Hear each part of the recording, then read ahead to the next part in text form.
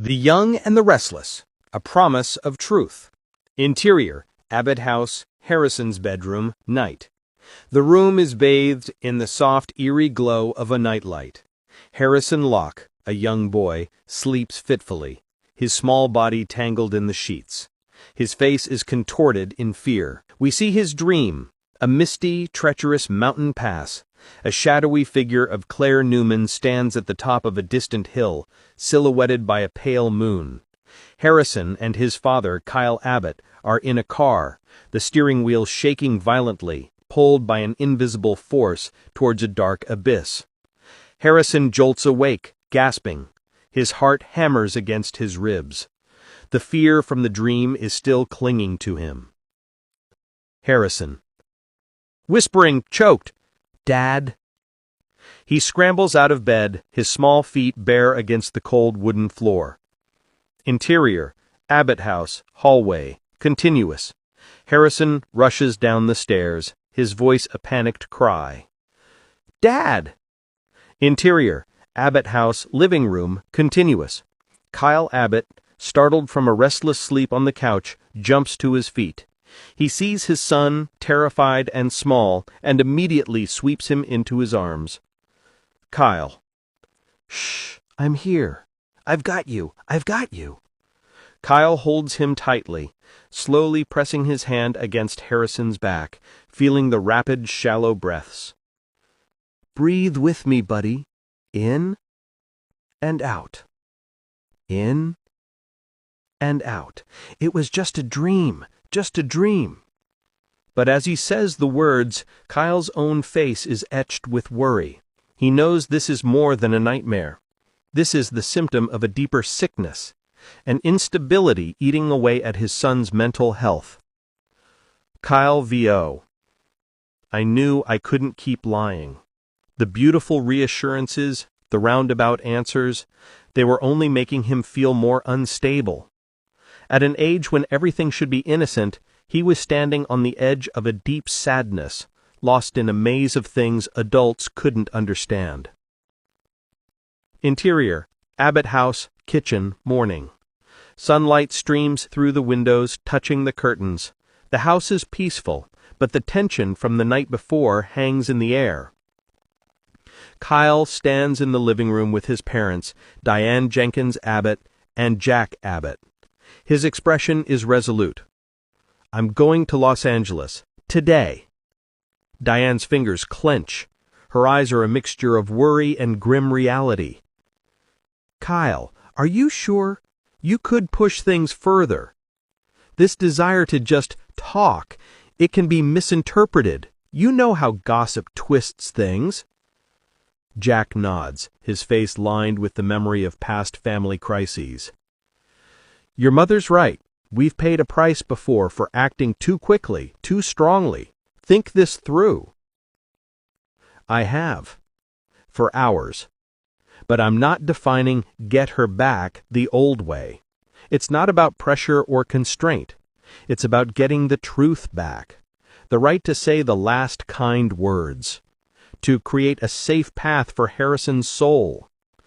Kyle's frustration surfaces as he mentions a new name. What makes me lose patience is Holden. I don't know much, but it's enough. A player, always appearing at the right time, taking advantage of the cracks in people's hearts. For someone like Clare, who's just mended her past, his appearance now, when everything is so fragile, there's no time to waste. So what's the plan? To confront him? No, to see her. If I don't go and clarify now, the gaps and misunderstandings will be filled with someone else's words. I have to see her before he defines me. Interior, Abbott house, kitchen, later.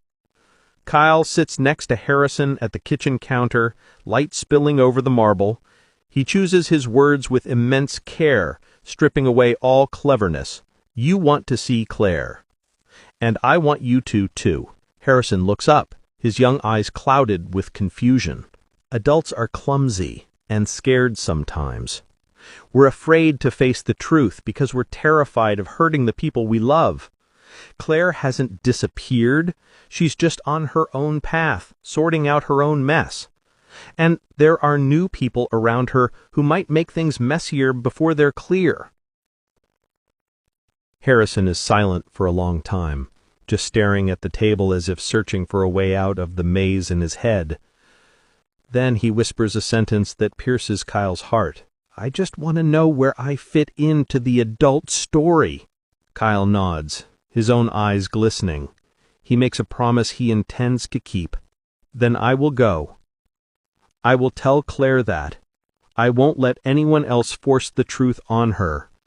And I will come back, and I will tell you everything you deserve to know." Exterior Los Angeles coffee shop. Day. The scene shifts. Clara Newman sits at a table. She looks more thoughtful, less naive. Holden is with her, speaking with polished, smooth confidence. He talks about freedom, new beginnings. Just as the conversation deepens, Sienna Beale appears. She doesn't attack. She measures her words, dropping comments like delicate petals, each with a hidden thorn. Sienna, smiling sweetly. "It's just fascinating how old bonds can be so fragile, and the way men, wittingly or not, always seem to want to define a woman by their own story. Don't you think, Claire?" Claire understands. Sienna isn't just talking about Holden or Kyle.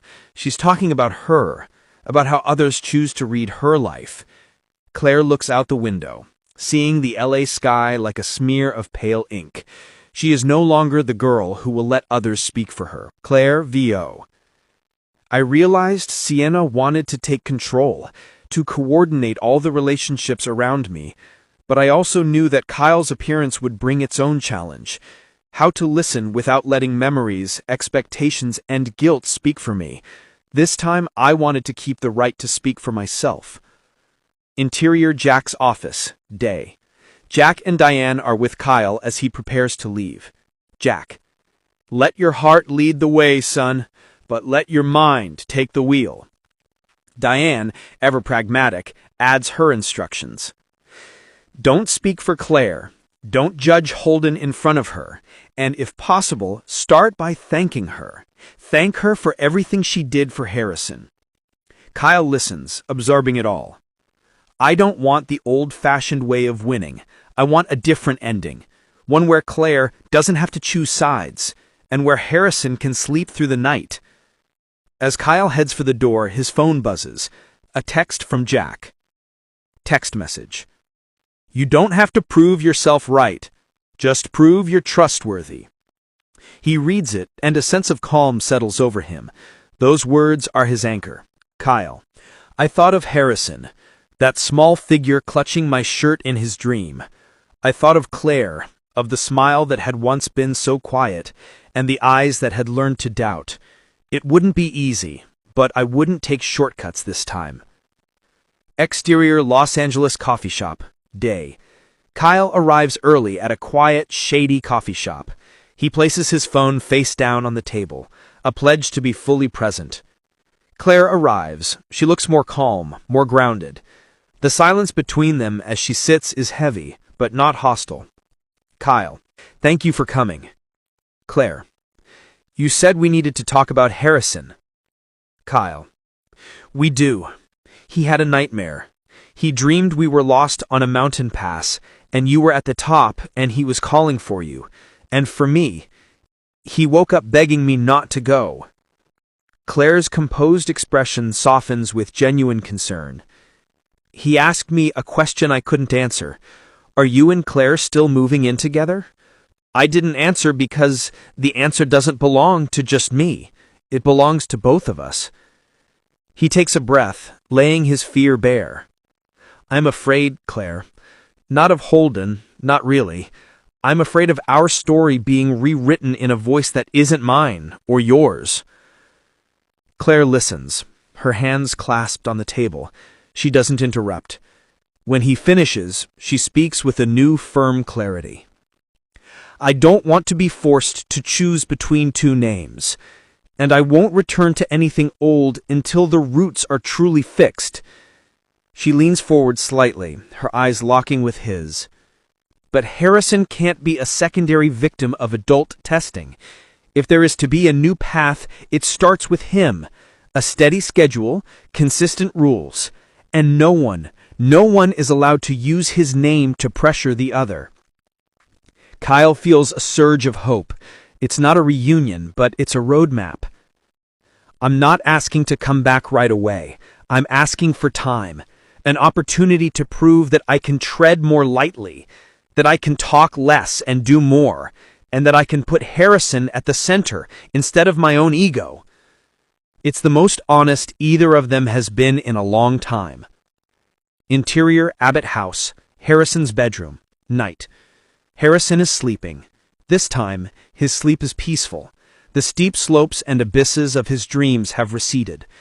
Kyle gently opens the door and tapes a handwritten note to the outside. Close on the note, "Daddy will be back in time for breakfast. He has good news about Clare. Not flashy news, but news about a road." Interior Abbott house, kitchen, morning. The smell of toast and peanut butter fills the air. Harrison comes down the stairs, sees the note, and reads it. A small, understanding smile touches his lips. His heart feels a little lighter, like clouds receding from a dreamy hilltop. Kyle stands in the doorway, watching his son. He sends a short, simple email to Diane and Jack. Kyle VO. It wasn't over, but it was starting to get going. I didn't say I won. I just said I heard and I was heard. Meanwhile, in LA, Claire stands at her window, looking out over the city. She knows a long journey is ahead. Sienna might still interrupt. Holden might still weave his invitations, but she has set her rules. She will listen, but she will not let anyone speak for her. The beautiful, painful, and complex work of building trust has begun, not with grand gestures, but with a simple, difficult decision: to tell the truth and to move forward, one careful step at a time.